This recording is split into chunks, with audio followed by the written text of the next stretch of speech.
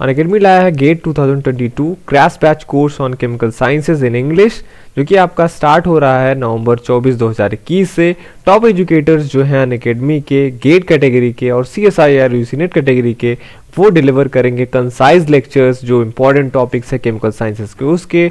और इस जो बैच है ये इंग्लिश वाला क्रैश कोर्स, इसको लीड कर रहे हैं मोटा राम, कृपा सिंधु कर्माकर और निशा रानी। तो आज ही अगर आप तैयारी कर रहे हैं गेट 2021 के लिए और अगर आप इंटरेस्टेड हैं अनअकैडमी के इस कोर्स में, तो इस वीडियो के डिस्क्रिप्शन में आपको मिल जाएगा इसका लिंक।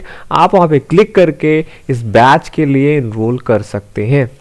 इनरोल करते समय अगर आपसे रेफरल कोड मांगता है तो वहाँ पे यूज़ कीजिए हमारे चैनल का रेफरल कोड botany10 और आपको मिलता है जो भी आप इनरोलमेंट लेते हैं उस पर 10% का डिस्काउंट।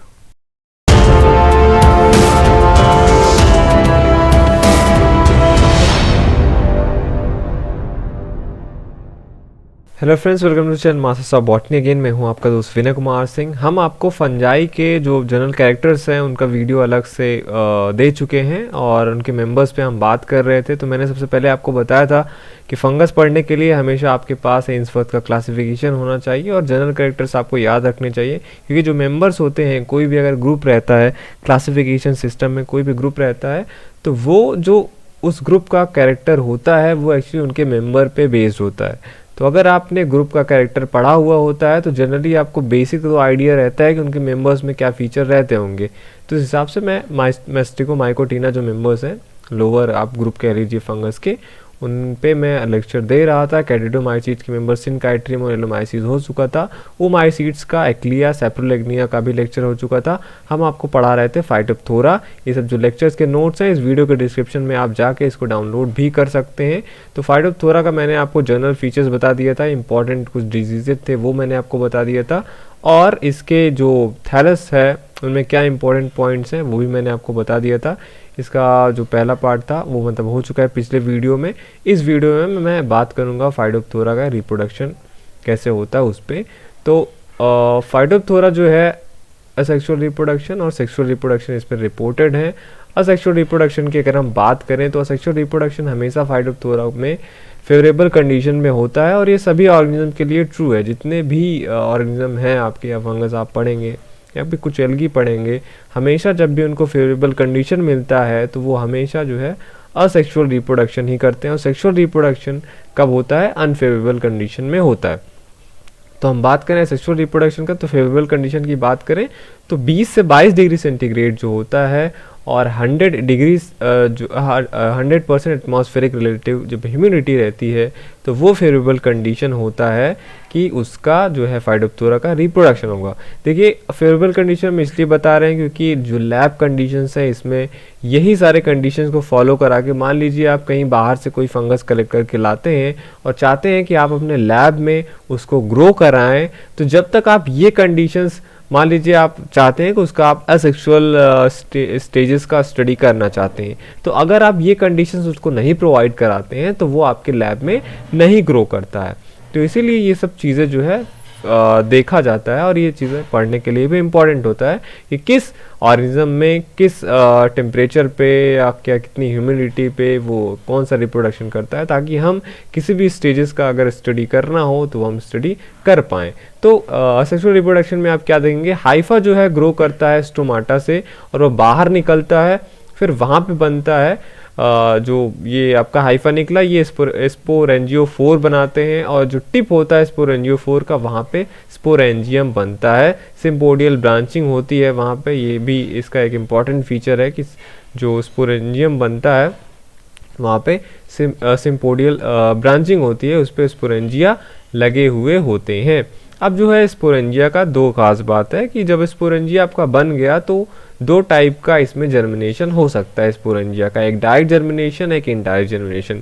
जो डायरेक्ट जर्मिनेशन होता है आपका, ये आप नोट कर लीजिए, हाई टेम्परेचर पे होता है। That mean 20 to 23 degree centigrade जो होता है इस पे, मतलब ड्राई कंडीशंस पे इसके स्पोरेंजिया का डायरेक्ट जर्मिनेशन होगा। देखिए जब भी स्पोरेंजिया बनेगा तो स्पोरेंजिया क्या होगा, शेड होगा, और शेड करने के बाद कंडीशंस जो है वो कैसी रहती हैं वो डिपेंड करेगा कि आपका जो स्पोरेंजिया है उसको जर्मिनेशन कैसे होगा। अगर हायर टेम्परेचर रहता है, मतलब ड्राई कंडीशंस हैं, तो जो आपका स्पोरेंजिया है फाइटोप्थोरा का वो कोनिडियम के जैसे बिहेव करता है और कोनिडियम मतलब जो आपका स्पोरेंजिया है, यहाँ से एक जर्म ट्यूब निकलता है और फिर उससे माइसीलियम बन जाता है, और माइसीलियम मीन्स फाइटोप्थोरा फिर से बन गया। और वहीं अगर जो है टेम्परेचर्स अगर वेट हैं, थोड़ा सा ठंडा है, मतलब जैसे 12 to 15 डिग्री सेंटीग्रेड अगर आपका टेम्परेचर है, तो वही स्पोरेंजिया आपका इनडायरेक्ट जर्मिनेशन उसमें होता है। इसमें क्या होता है, वो कोनिडिया की तरीके से नहीं काम करता है, यहाँ पे वो एक जूस स्पोरेंजियम के तरीके से काम करेगा। तो अगर आप कभी भी भूल रहे हो कि कैसे आप याद रखेंगे कि डायरेक्ट जर्मिनेशन में क्या होता है, इनडायरेक्ट जर्मिनेशन में क्या होता है, तो आप ये याद रखिएगा, जब कंडीशंस ड्राई रहेंगी तब वहाँ पे जूस स्पोरेंजियम नहीं बनेगा, क्योंकि जूस स्पोर्स हमेशा से एक कह लीजिए रूल रहा है कि जूस स्पोर मतलब फ्लैजिला होगा वहाँ पे, और फ्लैजिला का फीचर क्या होता है कि वो स्विम करने के लिए बने हुए होते हैं, और जब स्विम करने के लिए कोई चीज़ बना है दैट मीन्स उसको चाहिए लिक्विड मीडियम। और यही इसीलिए मैं आपसे बता रहा हूँ कि इनडायरेक्ट जर्मिनेशन में कि क्यों जो है ये जूस स्पोरेंजियम की तरीके से बिहेव करेगा और क्यों जूस स्पोर रिलीज होंगे, क्योंकि जब वेट कंडीशंस है तो वहाँ पे क्या होगा, जूस स्पोर जो है आराम से वहाँ पे पानी में या जो भी है आपका लिक्विड मीडियम उसमें आराम से स्विम कर सकते हैं। इसीलिए जब इनडायरेक्ट जर्मिनेशन होता है तो वहाँ पे ये क्या करता है, जूस स्पोरेंजियम बनाता है और जूस स्पोर के तरीके से ये काम करता है। अब जूस स्पोर से भी जैसे आपका कोनिडियम से जर्म ट्यूब निकला, वैसे जूस स्पोर से जर्म ट्यूब निकलेगा और फिर वो माइसीलियम बना लेगा। तो ओवरऑल पिक्चर क्या रहा है कि फाइटोप्थोरा है आपका, स्पोरेंजियो 4 बनता है वहाँ पे, स्पोरेंजियो 4 पे स्पोरेंजियम बनता है। अब वो जो है आपका स्पोरेंजिया अब आगे या तो उससे जूसपोर बनेंगे, जब उसका इनडायरेक्ट जर्मिनेशन होता है जूसपोर जर्मिनेट करके फिर से फाइटोप्थोरा का माइसीलियम बना लेता है। अगर ड्राई कंडीशंस हैं, जो स्पोरेंजियो 4 है उस पर जो स्पोरेंजियम लगा है वो कोनिडियम की तरीके से बिहेव करने लगेगा। तो ध्यान दीजिएगा यहाँ पे क्या मैंने आपसे बताया कि जब ड्राई कंडीशंस रहेंगी तब जो फ्लैजलेट स्ट्रक्चर हैं वो नहीं बनेंगे, क्योंकि फ्लैजलेट स्ट्रक्चर बनेंगे वेट कंडीशंस में, वहाँ पे स्विम कराने में ये हेल्प करते हैं। तो वैसे फाइटोप्थोरा का फिर से जो है थायरस आपका ये बन जाएगा, तो यहीं पे इसका सेक्सुअल रिप्रोडक्शन कंप्लीट हो जाता है। तो ये एग्जामिनेशन में पूछा गया है, अभी कुछ एग्जाम हुए थे वहाँ पे पूछा गया है कि डायरेक्ट जर्मिनेशन कब होता है या उसमें क्या बनता है, या इनडायरेक्ट जर्मिनेशन में क्या होता है क्या बनता है। तो ये था फाइटोप्थोरा का सेक्सुअल रिप्रोडक्शन। सेक्सुअल रिप्रोडक्शन में आते हैं, इसके इंपॉर्टेंट फीचर देखते हैं। तो सेक्सुअल रिप्रोडक्शन इसका ऊगैमस टाइप का होता है, दैट मीन्स एंथ्रीडियम और ऊगोनिया बनेगा, दोनों फर्टिलाइज करते हैं और स्पोर बनाते हैं।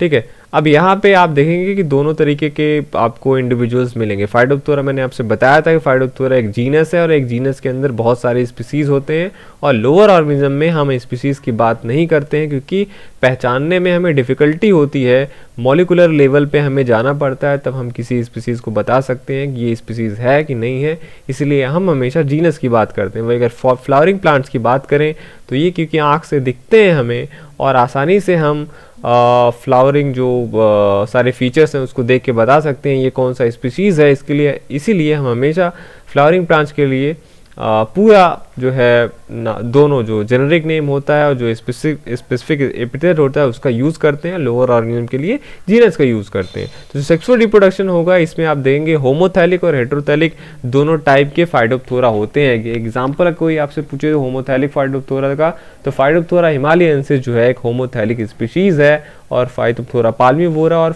फाइटोप्थोरा इन्फेस्टांस ये एक हेटेरोथैलिक स्पीसीज है।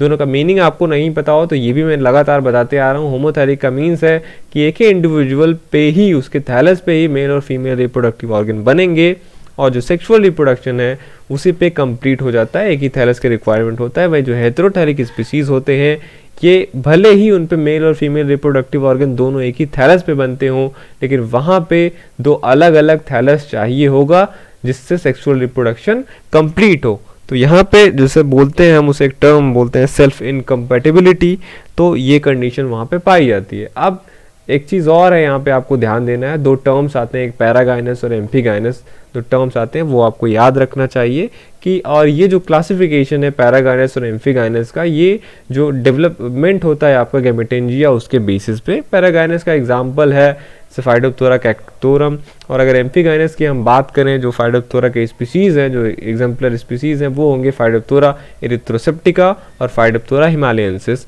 फाइटोप्थोरा इन्फेस्टांस और कोलोकैसी। तो जो आपका एक मेन यहाँ पे इंपॉर्टेंट फाइटोप्थोरा का वो है स्पीशीज़ इन्फेस्टांस आप पढ़ते हैं, ये एम्फीगाइनस में आता है।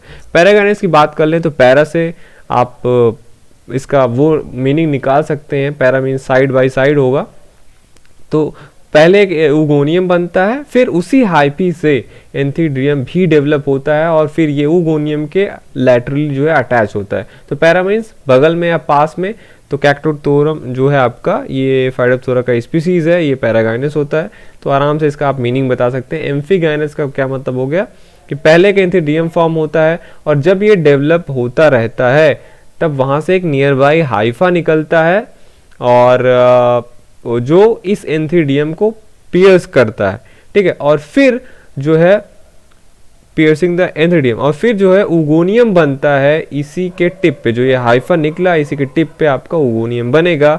और जो एंथीडियम है वो एक कॉलर की तरीके से जो हो आपका उगोनियम के बेस पे रहेगा। तो पहले एंथीडियम फॉर्म होगा, फिर बगल से एक हाइफा निकलता है जो एंथीडियम को पियर्स करता है, और फिर आपका जो एंथीडियम है ये कॉलर की तरीके से उगोनियम के बेस पे लगा हुआ रहता है। तो ये था एम्फीगाइनस और पैरागाइनस, ठीक है। ये सारे दोनों टर्म्स हो गए आपको क्लियर।